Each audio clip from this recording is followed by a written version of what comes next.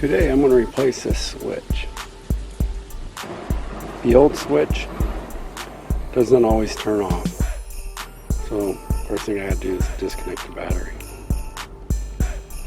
This cover just pops it. Comes right out. You can see where it goes. Alright. 1, 2, and then 3 screws. Disconnect this first. Hey, that's what it sounds like when one does not disconnect the battery.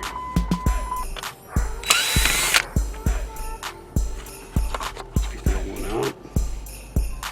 Take a new one.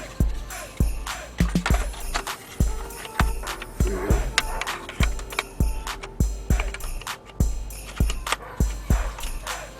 I always like to turn my drill down to the lowest setting.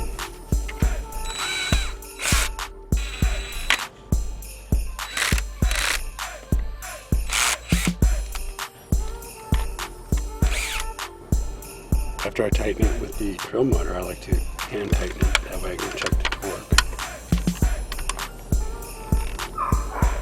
Now we're ready to put it back in. It only goes in one way. Job complete. Now reconnect the battery.